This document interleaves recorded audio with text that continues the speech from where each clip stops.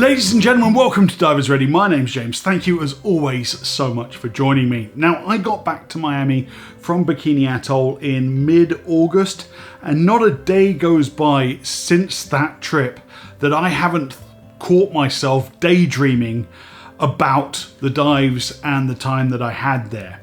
So if you watch the first two videos in this series, this video will kind of serve as a part 3, a summary if you like. Also, I got a handful of comments asking about logistics, so I'm going to take you through the whole itinerary start to finish if you're considering doing this trip yourself.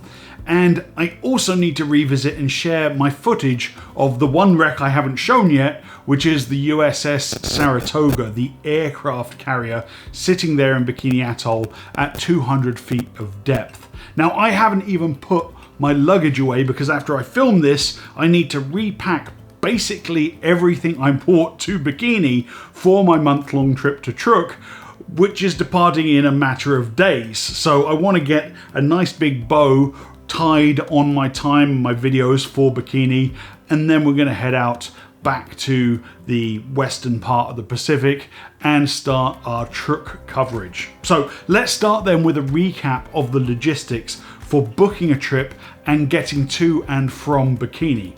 Actually, the planning in a way is quite simple because there are no choices to be made. At the time of recording this, there is only one way to dive Bikini Atoll and see these incredible wrecks. The only operation that runs dive trips to Bikini Atoll is master liveaboards. There are no other operators, so you don't need to shop around. I will put their website in the description of this video, of course. And master liveaboards only operate the Bikini Atoll itinerary on their one ship, the Pacific Master or Taka. I'm a little confused as to which name this ship actually goes by, but for half of the year between May and September. So that takes care of the when to go question. So as I mentioned in the other videos in this series, this is a technical diving destination. All dive sites here are beyond recreational limits. So that kind of covers the who can go. Also, due to the size of the ship, there is no open circuit trimix available because the ship simply wouldn't have the space to carry the sheer volume of helium bottles that would be required to support that. So practically speaking, that means that this trip is really only for Mod 2 CCR divers and above.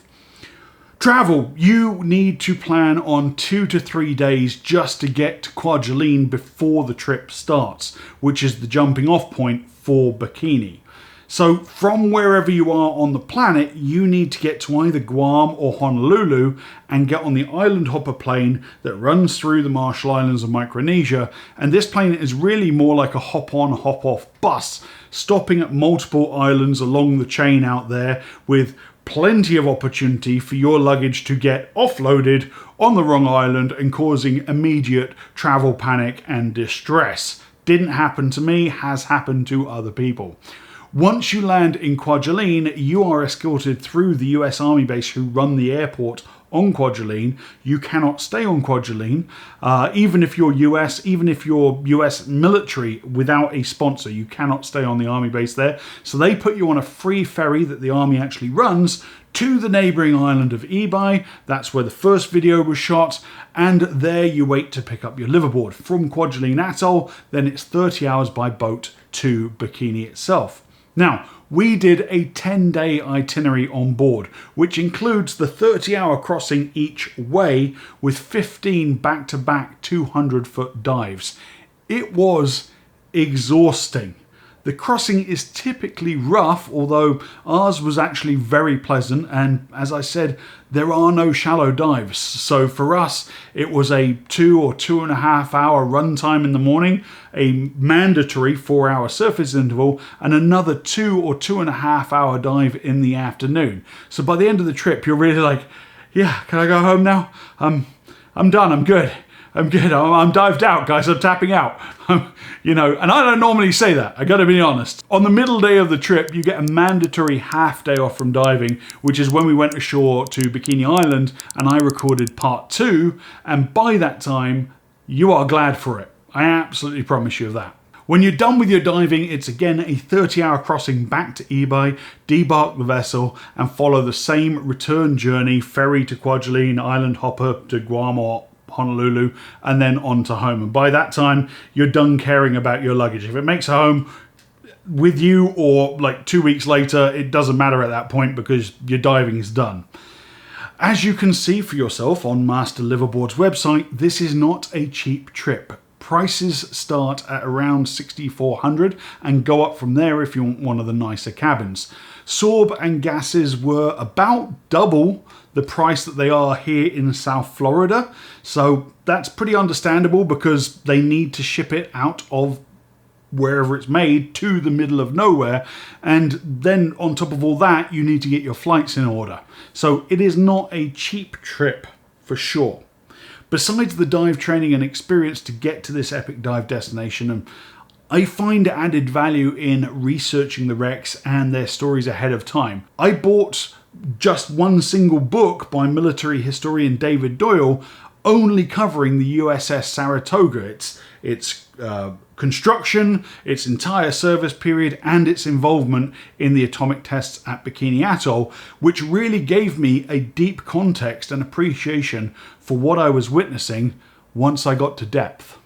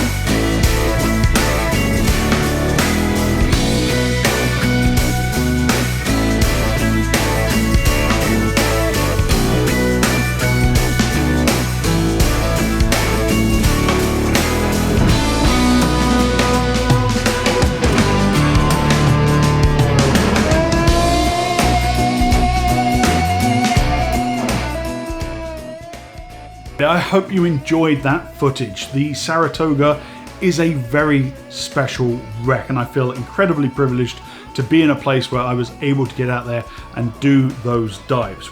That footage that you just watched actually came from 5 different dives on the Saratoga. Probably my favourite part was playing with my friends and the lighting down in the sand on those plane wrecks, so I hope you enjoyed that. That brings to the end this mini-series from my time in Bikini Atoll. Would I go back? Yes, absolutely. But after some time, I want to go and get different things checked off of my bucket list first. Bikini is a lot. It's the 3 E's. It's exotic, it's expensive, and it's exhausting. Next stop, Truk Lagoon. Ladies and gentlemen, thank you so much for watching. Subscribe to our channel if you haven't done so already, and I will see you in the next video.